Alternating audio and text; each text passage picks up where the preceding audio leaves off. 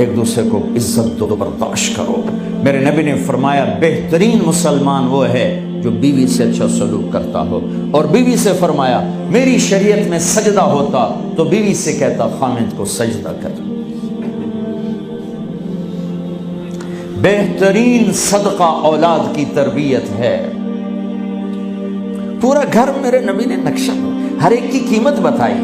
ماں تیرے قدموں تلے جنت، کا کاش میری ماں زندہ ہوتی، تم دیکھتے میں کیا کرتا، میں عشاء کی نماز کے مصلی پر ہوتا، میں سورۃ فاتحہ پڑھ رہا ہوتا، ادھر سے آواز آتی میری ماں کی محمد، تو میں نماز توڑ کے کہتا لبیک اماں جان۔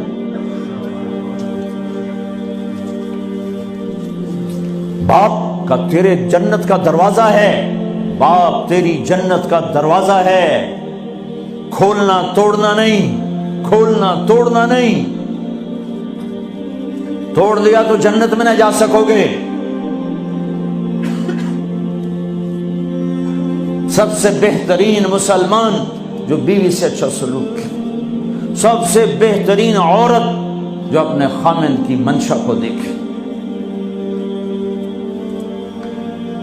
پھر آپ نے ایک عجب بات فرمائی جو معاشرے میں بہت بوجھ بنتا ہے جس کا، ہاں بھائی تمہیں ایسا صدقہ بتاؤں جس سے بڑھ کے کوئی صدقہ نہیں، تمہیں ایسا صدقہ بتاؤں جس سے بڑھ کے کوئی صدقہ نہیں۔ انہوں نے کہا جی کیا؟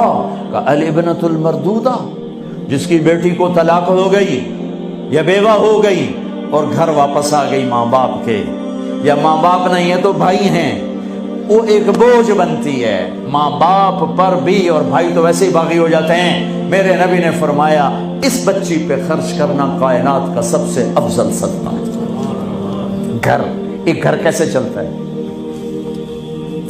ہمارے ہاں پنجاب سندھ بلوچستان سرحد میں بہنوں کو وراثت میں کوئی حصہ نہیں ملتا، سب بھائی کھا جاتے ہیں۔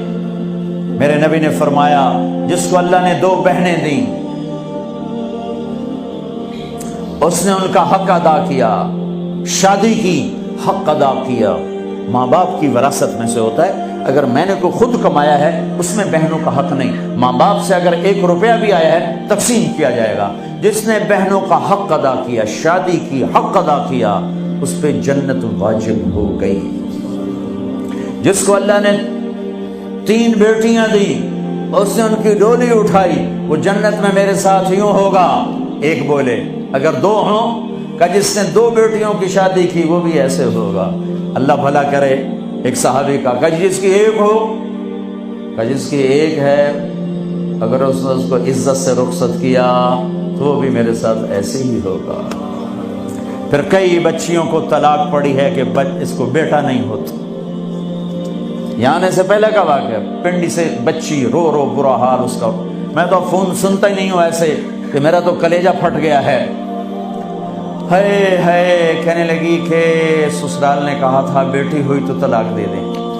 میں نے کہا اس میں میرا کیا قصور ہے، اور بیٹی ہی ہوئی اور مجھے طلاق پڑ گئی، اور میں گھر آ گئی 22 سال کی عمر میں۔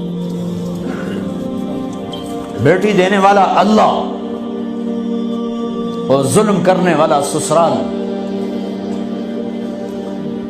میرے نبی کو اللہ نے بیٹے دے کے اٹھا لیے، قاسم اٹھا لیے، عبداللہ اٹھا لیے، ابراہیم اٹھا لیے، 4 بیٹیاں دی، 3 زندگی میں اٹھا لی، زینب، ام کلثوم، رقیہ، تینوں آنکھوں کے سامنے چلی گئیں۔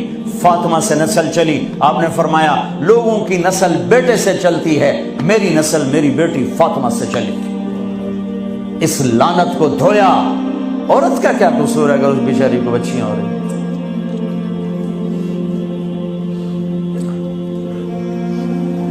جس نے اپنی بہنوں کو حق ادا کیا، جس نے بیٹیوں کو ڈولے میں بٹھایا، ان کا حق ادا کیا، کہ جنت میں یوں ہو جائے گا۔